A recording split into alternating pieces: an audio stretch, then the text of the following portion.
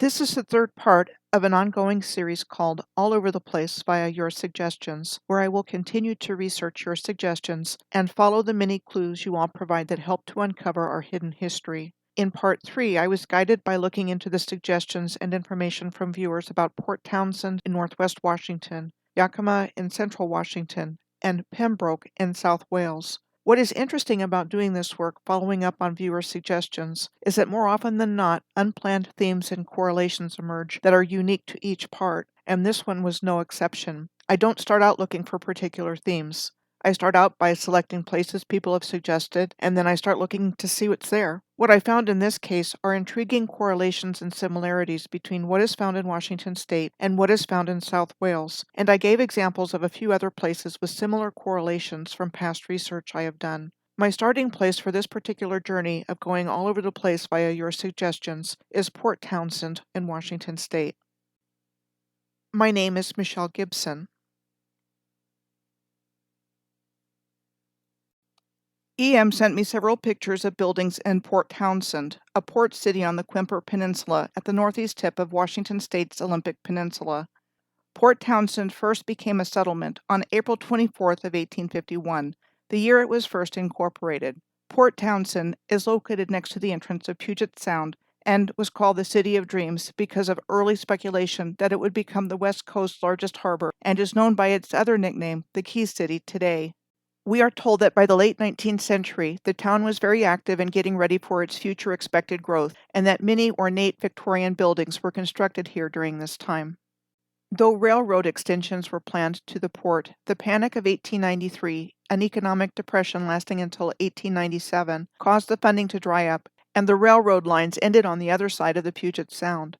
And for this reason, Port Townsend never achieved its expected growth and instead immediately started to decline. Puget Sound is described as a complex estuary system of connected marine waterways and basins. An estuary is defined as a partially enclosed coastal body of brackish water with one or more rivers or streams flowing into it, with brackish meaning a combination of salt water and fresh water.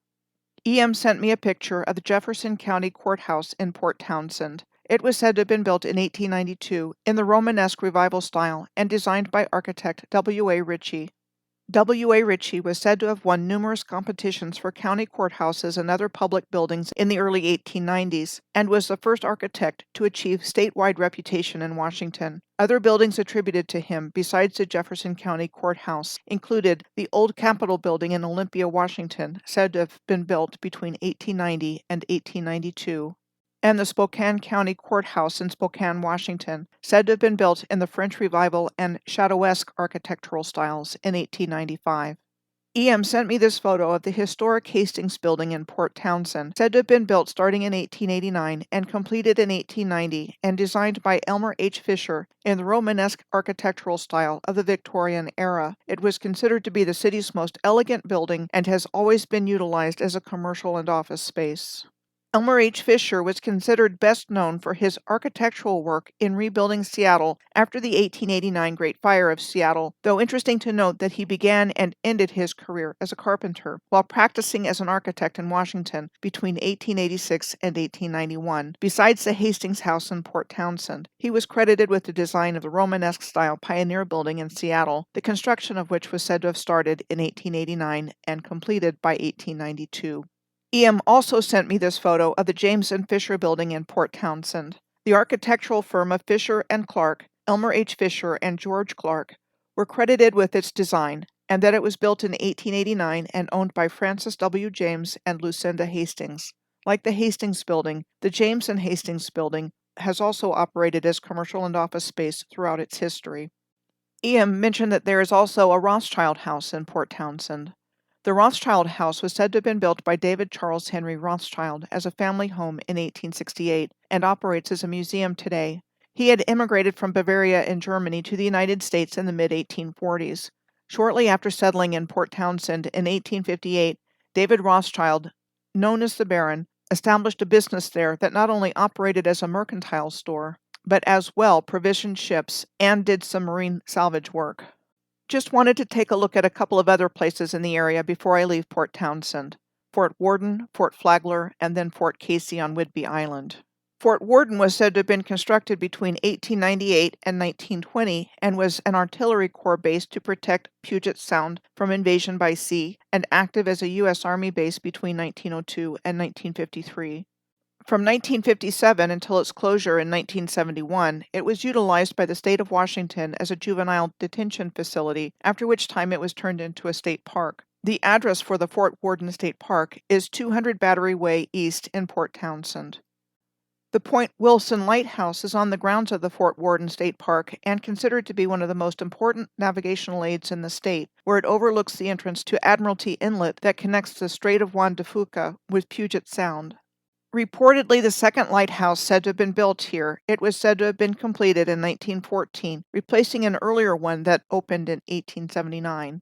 Fort Flagler was located in nearby Nordland, Washington, at the northern end of Marrowstone Island at the entrance of Admiralty Inlet, and the Marrowstone Point Lighthouse is located nearby. We are told that Fort Flagler, along with Fort Worden and Fort Casey, was part of a coast artillery said to have been built starting in the 1890s that guarded Admiralty Inlet and the entrance to Puget Sound, the major cities of which include Seattle and Tacoma. Fort Casey was located on Whidbey Island, the largest island in Washington state, and forms the northern border of Puget Sound. The Admiralty Head Lighthouse is located within the Fort Casey State Park. We are told these three forts were intended to be a triangle of fire against invasion from the sea, so there are a couple of points I would like to make here. First, I typically find star forts in pairs or clusters, as seen here, where they form a triangle in relationship to each other. You see the same kind of geometric relationship between star forts on Alderney, one of the Channel Islands. Here's a view of Fort Ume Erb in the foreground in a triangular relationship with Fort Quesnard on the top left and the ruins of Fort Les Hommes Florins on the top right. One definition of battery is a device that produces electricity that may have several primary or secondary cells arranged in parallel or series, as well as a battery source of energy which provides a push or a voltage of energy to get the current flowing in a circuit.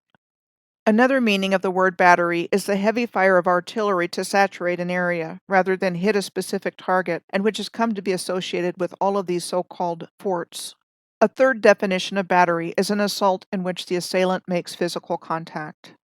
I think they are telling us what these structures actually were in the first answer, that these star forts functioned as circuitry and batteries for the purpose of producing electricity and/or some form of free energy to power the Earth's grid system and the advanced civilization, and that this is the reason star forts are found in pairs and clusters. The second definition of battery points to the repurposing of these structures as artillery locations in the new timeline in order for them to appear to have a strictly military function. And does the third definition of battery apply here? I think it does, in the sense that a major assault has been committed against the human race by all that has taken place here without our knowledge and consent, and removing all of this critical information from our awareness about the true history of humanity, and so much more. Another thing I would like to bring forward is a consistent finding of lighthouses co-located with star forts, as seen in this example of one in each of the three star forts at the entrance of Puget Sound. I don't think lighthouses functioned as advertised either. While I do believe that lighthouses likely served to guide ships through maritime passages, I also think they were serving multiple purposes on the Earth's grid system. Perhaps lighthouses were literally functioning as a house for light, for the purposes of precisely distributing the energy generated by this gigantic integrated system that existed all over the Earth, that was in perfect alignment with everything on Earth and in heaven. Next, H.S. directed my attention to her hometown of Yakima, Washington. One of the nicknames of Yakima is the heart of central Washington and is a productive agricultural region, known in particular for apples, wine, and the hops used for beer making. There were a number of places that H.S. directed my attention to in Yakima. First, she said the A.E. Larson building has always stood out to her as being very odd, even as a small child.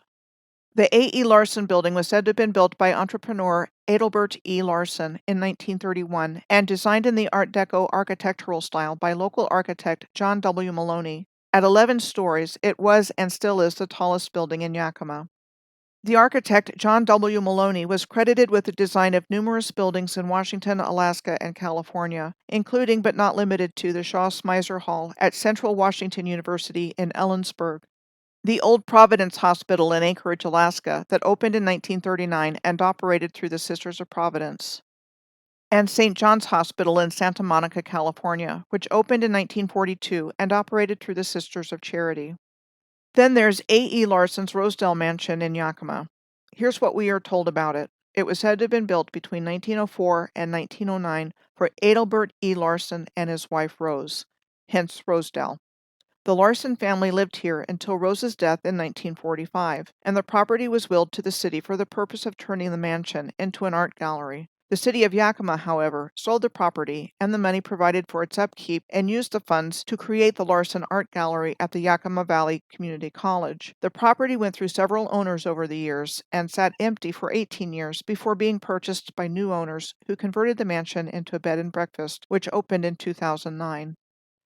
HS sent me a picture of the Capitol Theater, a performing arts venue in downtown Yakima. Originally featuring vaudeville acts, today it is the home of the Yakima Symphony Orchestra. It was said to have been designed in the Renaissance architectural style by Scottish architect B. Marcus Frateka and first opened in April of 1920. Industrialist Chester A. Congdon was an attorney and mining magnate who was credited with the funding of the building of the Yakima Valley Canal, said to have been built in 1894 for the purposes of irrigation. The privately owned Congdon Castle was said to have been built for him between 1914 and 1915, which would have been during World War I. Congdon died in 1916, the year after construction was said to have been completed. Congdon Castle is surrounded by fruit orchards, and trolley tracks running out to the Congdon orchards used to run along the south side of the castle. The Yakima Valley trolley system started operating in 1907. In 1911, we are told that a concrete and masonry powerhouse substation was built to provide the DC electricity needed to operate the trolleys. It is a museum today. The trolley car system operated as a city service for all intents and purposes until it was terminated in 1947. In 2001, the Yakima Valley Trolleys Association was formed and began to operate a rail service for the city of Yakima, and is called the last authentic, all-original, turn-of-the-century interurban railroad in the United States. The Carbonneau Castle was said to have been built in Yakima by Brenda Mulrooney Carbonneau in 1908.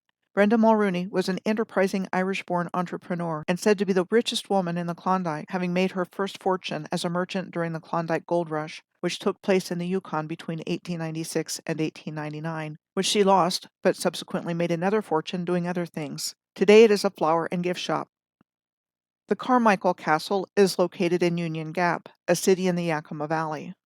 It was said to have been built in 1902 in the Queen Anne architectural style by Elizabeth Carmichael, the enterprising Scottish-born owner of the Yakima Creamery.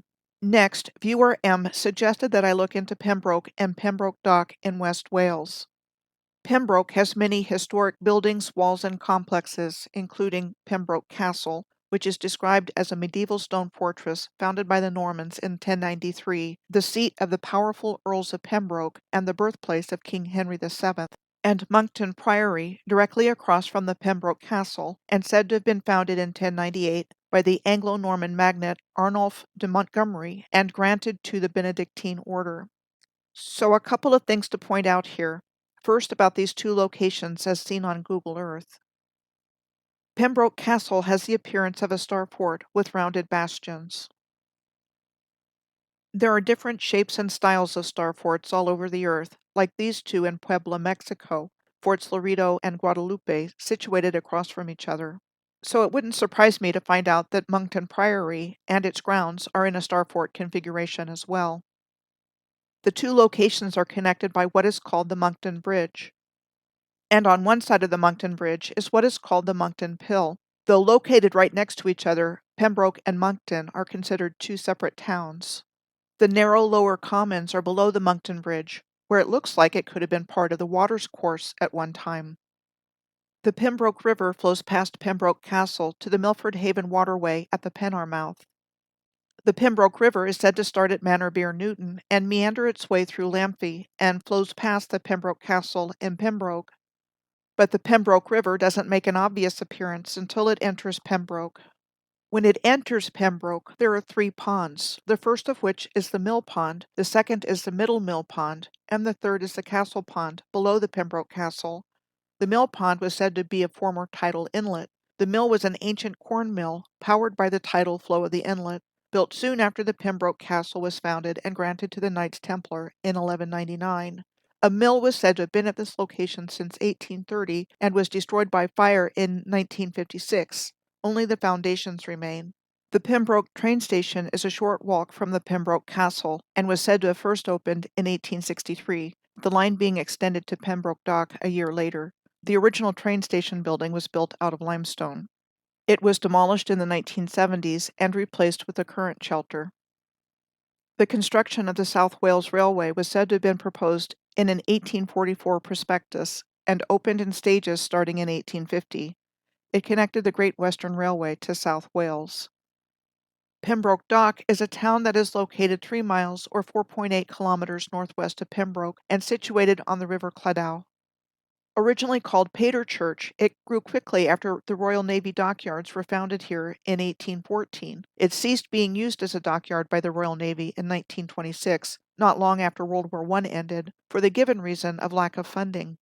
The Royal Air Force occupied the site from 1926 to 1930, using the former dockyards as a station for seaplanes and flying boats. During World War II, it was used as a home for international forces for flying boats, Air Force squadrons, and naval crews.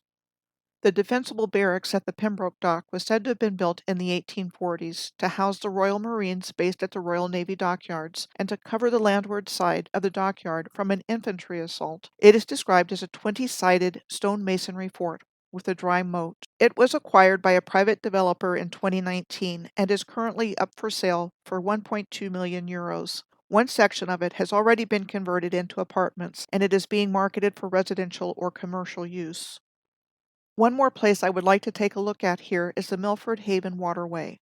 The Milford Haven Waterway is described as a natural deep water harbor and part of an estuary that was formerly a valley drowned at the end of the last ice age. As I was looking into the Milford Haven Waterway, I found 5 more star forts and a lighthouse. Let's take a deeper look. The Stack Rock Fort was said to have been built on a small island in the waterway between 1850 and 1852 with 3 guns, and then upgraded in 1859 with a new building to totally encase the original gun tower. There are 2 other star forts near Stack Rock Fort in the Milford Haven waterway, one on Thorn Island and the other called the Chapel Bay Fort. Thorn Island is dominated by what is described as a coastal artillery fort built in the 1850s to defend the Milford Haven waterway as there was concern about the expansionist policy of the French Emperor Napoleon III and the increasing strength of the French Navy. The Chapel Bay Fort was said to have been built between 1890 and 1891 as part of the inner line of defense of the haven, following the plan of the Royal Commission on the Defense of the United Kingdom, a committee formed in 1859 at the instigation of Lord Palmerston, Queen Victoria's Prime Minister, to inquire into the ability of the United Kingdom to defend itself against attempted invasion by a foreign power and to advise remedial action to the British government if such a situation arose. Before I move over to St. Anne's Head on the west side of the Milford Haven waterway, where there is a lighthouse and 2 forts, I would like to share information with you about so-called Palmerston forts on the Isle of Wight and the Solent, the strait between the Isle of Wight and mainland Great Britain. There were approximately 20 of these Palmerston structures along the west and east coast of the Isle of Wight, all of which were said to have been constructions resulting from the 1859 Royal Commission on the Defense of the United Kingdom. The 4 forts in the Solent in appearance look like the Stack Rock Fort in the Milford Haven waterway, which in turn, in shape, appear to have the appearance of a spark plug. The coastal areas of the Solent are estuaries and have status as protected lands, like the New Forest National Park on one side of the Solent, which interestingly includes the Exbury Gardens and Steam Railway. And the Exbury Gardens are world famous for the collection of rhododendrons and azaleas of its Rothschild owners. Now over to St. Anne's Head, where we find the lighthouse bearing its name, the West Blockhouse Fort, and the Dale Fort.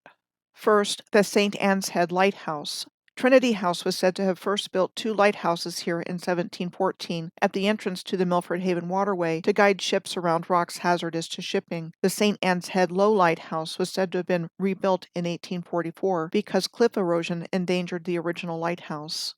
Trinity House, also known as the Corporation of Trinity House of Deptford Strong, established by Royal Charter in 1514, and the official authority for lighthouses in Wales, England, the Channel Islands, and Gibraltar. It is also a maritime charity taking care of retired seamen, training young cadets, and promoting safety. The funding for the work of the lighthouse services comes from the levying of light dues on commercial vessels calling at British ports based on net registered tonnage.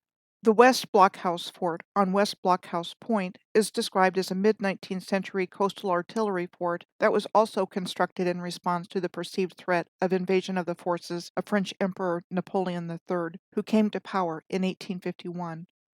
And, we are told, intended to protect the entrance to the Milford Haven waterway by means of interlocking fire with the fort on Thorn Island and the Dale Fort on Dale Head, also said to have been built as a coastal artillery fort in the mid-19th century.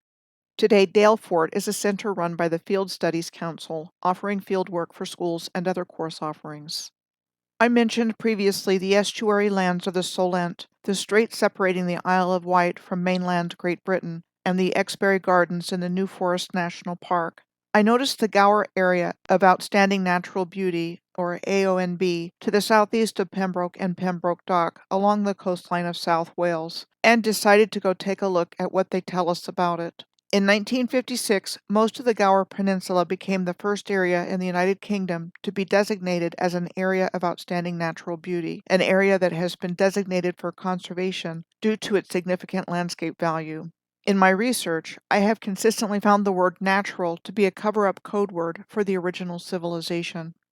The Gower Peninsula is bounded to the north by the Lochore Estuary and Swansea Bay to the east.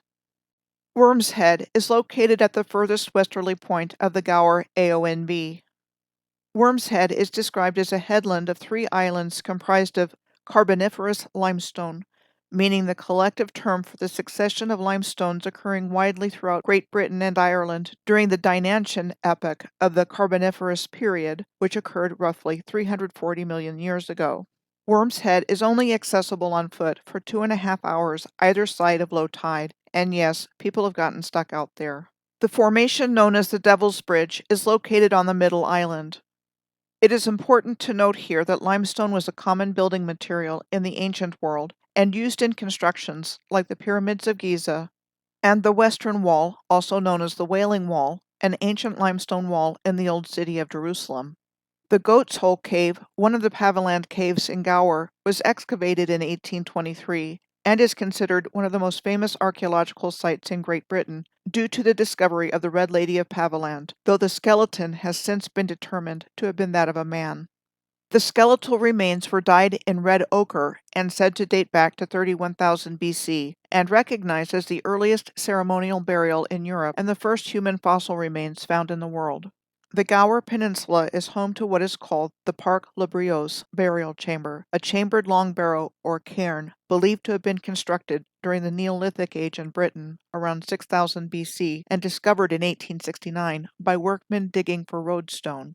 What I am aware of from other such long barrows in Great Britain is that they are important astronomical and landscape alignment features, and most likely not built to be burial chambers. The West Kennet Long Barrow in the Avebury complex is a great example of what I'm talking about. I saw a presentation by Peter Knight about the West Kennet Long Barrow for the Glastonbury Megalithomania Conference in 2011, several years before I started putting all of this together in 2016. From watching it, I gained an important piece of the puzzle, well before I really understood what it meant. In Peter Knight's presentation, his focus was primarily on the West Kennet Long Barrow in the Avebury complex, which is a greater sacred landscape that is precise and intricate. He talked about sight lines in his presentation, which refers to a normally unobstructed line of sight between an intended observer and a subject of interest. So, for example, in this view from Windmill Hill, there is a visual connection between Windmill Hill, Silbury Hill, and the West Kennet Long Barrow seen here. All of the sites in the complex are perfectly aligned in some manner with each other. There are abundant solar and lunar markers in the Avebury landscape. Here is a winter solstice sunset seen in the landscape from the entrance of the West Kennet Long Barrow. And it is framed in the entrance of the West Kennet Long Barrow as seen from inside the Long Barrow on the solstice, when light streams through to special stones waiting at the end of the chamber. There are also abundant astronomical markers inside the Long Barrow in the chambers within. From inside the West Kennet Long Barrow, there are places where you can see things at certain times, like the equinox moonrise and the Pleiades. We are told there are 8 remaining standing stones known as menhirs in the Gower Peninsula, out of 9 that were originally here. King Arthur's stone was one of them. It has a 25-ton or 23 metric ton capstone and also described as a chambered burial tomb. The presence of the large capstone was attributed to its being a glacial erratic, a massive piece of rock carried by glacial ice, and we are told that builders of the tomb dug underneath and supported it with upright stones to create a burial chamber. While the term glacial erratic is used frequently to describe such massive structures found in North America, like Tripod Rock at the Pyramid Mountain Natural Historic Area in Kinnelon, New Jersey, around the world these structures are known as dolmens and classified as a single-chambered megalithic tomb. By the way, there are tons of what are designated as glacial erratic boulders in Washington state, including but not limited to the following.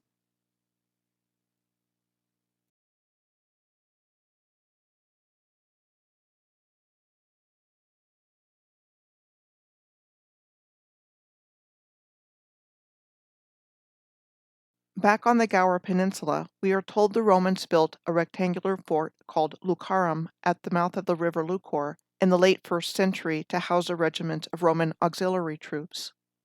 Its remains are located beneath the town of Lucor on the estuary of the river Lucor. The Lucor railway station was on the South Wales Railway, which today is the West Wales Line from Swansea to Llanelli. Isambard Kingdom Brunel was an English civil and mechanical engineer who was credited with the building of the Great Western Railway, along with dockyards and steamships, and called one of the 19th century giants and one of the greatest figures of the Industrial Revolution. The Lucor Viaduct going across the river Lucor was said to be the last remaining timber viaduct designed by Kingdom Brunel in 1852. The old viaduct was replaced and the new one opened in April of 2013. A section of the old viaduct sits next to the new viaduct in order to recognize it as an important historic monument. The last place I would like to take a look at on the Gower Peninsula is Mumbles, a headland situated on the western edge of Swansea Bay. The building of the Mumbles Lighthouse was said to have been completed in 1794, and we are told the Mumbles Battery, a Palmerston fort, was built around the base of the lighthouse between 1859 and 1861. Mumbles Pier was said to have opened in 1898 at the terminus of the Swansea and Mumbles Railway.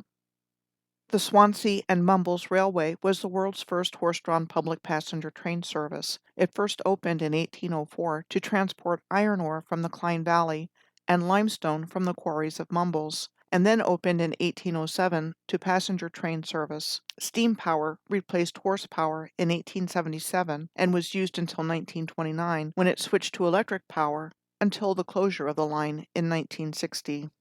Mumbles had historical limestone quarries and was part of the Gower lime burning industry, which operated between 1840 and 1960. The lime burner's job was to remove quicklime from limestone heated in what were called lime kilns to be used for things like building mortars. This lime kiln looks like a really old stone building to me. One of the last lime kiln quarries of this industry was the Colts Hill Quarry, immediately west of Oystermouth Castle, which produced both limestone and marble, in addition to quicklime. Marble is a form of limestone capable of taking on a high polish, like this example of a memorial made from Mumbles marble at the Margam Abbey Church across Swansea Bay from Mumbles. The Oystermouth Castle in Mumbles was said to have been a Norman stone castle built during the 1100s and was already said to have been in decay by 1650, when it was described as such in a survey of Gower at that time.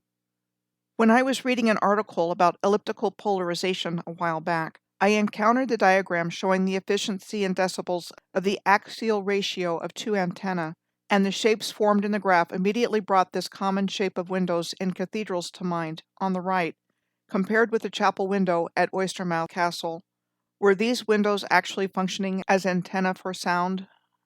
Oyster beds and oysters were plentiful in the waters around Mumbles, and the heyday of the oyster harvesting industry was from 1850 until 1873, after which time the oyster industry went into decline as a mainstay of the economy for a variety of reasons, including the coming of the railroad and the growth of Mumbles as a tourist destination. As always, there is much more to find here, but now I'm going to wrap up things with a summary of my findings. Here are the similarities and correlations I have found between Washington State, South Wales, and a few other places that have come to mind in the process of doing the research for this. First, we have the presence of forts that were said to have been built as coastal artillery batteries to protect the entrances to important waterways. Starting in the mid-19th century, we are told that 3 Palmerston forts in a triangular configuration were constructed at the entrance to the Milford Haven waterway as coastal artillery forts designed to provide interlocking fire in the event of an invasion from the forces of the French Emperor Napoleon III. Then later in the 19th century through the early 20th century, 3 forts were said to have been built in the Admiralty Inlet at the entrance to Puget Sound as coastal artillery forts designed to create a triangle of fire in the event of an invasion from the sea. There are lighthouses in both places. Not surprisingly, right, as all of these are coastal areas needing lighthouses to guide ships. But what if lighthouses served as something much greater than just as navigational aids for ships, as I suggested previously? Lighthouses are typically found in conjunction with these forts in some capacity. As I surmised previously in this video, what if these forts were actually functioning as batteries on the Earth's worldwide energy grid system, and the lighthouses were precisely distributing the energy generated by this gigantic integrated system that existed all over the Earth? Then there are castles in both places, with the turrets commonly associated with them. In Wales, they are typically dated to having been constructed during the Norman period in the 1100s in Welsh history, like the Pembroke Castle on the right. In Washington State, there are a number of castles that were said to have been built as residences for entrepreneurs in the late 19th and early 20th centuries. There are massive multi-ton boulders called glacial erratics in both South Wales and Washington State, which we are told were massive pieces of rock carried by glacial ice, like the capstone of King Arthur's Stone on the Gower Peninsula of South Wales and the Lake Lawrence erratic in the Puget Sound region of Washington. Then there are estuaries. Again, an estuary is defined as a partially enclosed coastal body of brackish water, with one or more rivers or streams flowing into it, with brackish meaning a combination of salt water and fresh water. Puget Sound in Washington State is described as a complex estuary system of connected marine waterways and basins, and was said to have been carved out by the advance and retreat of massive glaciers during the Ice Ages. The 10 major river drainages into the Puget Sound include the Cedar/Lake Washington Canal and the Green/Duwamish, Elwha, Nisqually, Nooksack, Puyallup, Skagit, Skokomish, Snohomish, and Stillaguamish. The Milford Haven waterway is described as a natural deep harbor that was originally a valley drowned at the end of the last ice age. The Doggledow estuary is considered part of it and was formed by the coming together of 4 rivers in the Pembrokeshire Coast National Park, the Western and Eastern Claddow, and the Carew and Creswell. This is a photo of the confluence of the East Claddow and the West Claddow. And here are a few examples of many river confluences that look very much the same. We are told all of these rivers are natural, but I've come to believe from my research that we are looking at what were originally canal systems that were found all over the Earth. Port Isabel on the Texas Gulf Coast is a good example of what I'm talking about. Port Isabel is located next to an estuary system called the Laguna Madre Bay. The otherwise landlocked Laguna Madre Bay has 2 channels connecting it to the Gulf of Mexico. One is at Port Isabel, which becomes the 17-mile or 27-kilometer Brownsville Ship Channel, and the other is at Port Mansfield. Then in Port Isabel itself, there are artificially made channels and canals throughout the city. There are many more examples of this all over the world, but this is the first one that came to mind. As seen earlier, the River Loch Hour estuary is at the northern end of the Gower Peninsula in South Wales. Lastly from this video, there are estuaries found throughout the Solent, the strait that separates the Isle of Wight from mainland Great Britain. An area which also has numerous star forts known as Palmerston forts, said to have been built starting in the mid-19th century as a result of the recommendations from the 1859 Royal Commission on the Defence of the United Kingdom. There are many more estuaries around the world, but these coastal estuaries across continents and oceans are examples of why I think coastal land masses sank relatively recently, and that we have been given a brand new historical narrative superimposed over the original infrastructure and civilization to tell us what happened. Personally, I believe that the submerging of the Earth's land masses was caused by a deliberately created cataclysm or cataclysms by malevolent beings who had a plan to take over the Earth's original civilization for their own benefit. For another example, just a short distance down the Pacific coast from Washington State, in Portland, Oregon, There is a visible star fort point at the Smith and Bybee Wetlands Natural Area, which is now the location of the Bybee Lakes Hope Center for the Homeless. This urban wetlands area in Portland is located right next to the BNSF Ford rail yard. I am finding that it is not uncommon to find the presence of historical rail yards and rail lines co-located with estuaries and wetlands and forts, like what we are told was the historic Lucharem Fort that is now underneath the city of Lucor on the Lucor estuary in South Wales, with the Lucor Viaduct Railroad Bridge crossing beside it to this day, as mentioned previously. So what does it all mean? Is it evidence for one original worldwide advanced civilization that was completely integrated in all ways that we know nothing about, with a false historical narrative to cover it up? Or evidence for colonization and importation of everything from one place to another, as we have always been taught to believe? The definition of statistical significance is a determination that a relationship between two or more variables is caused by something other than chance. I have presented evidence of more than two variables that would be the minimum requirement of correlations between Washington State, South Wales, and a couple of other places to be considered statistically significant. Yet our historical narrative leads us to believe that all of the Earth's infrastructure came into existence as a result of random factors, like some guy in the past bought the land upon which blank eventually became a large city. The definition of random includes, among others, lacking a definite plan, purpose, or pattern. Besides what I have presented here, I have found many examples in past research of the flimsy nature of the randomness explanation versus the plentiful evidence for the planned nature of an original worldwide civilization. I'm going to end this video here and will continue to investigate your suggestions in the ongoing series all over the place via your suggestions.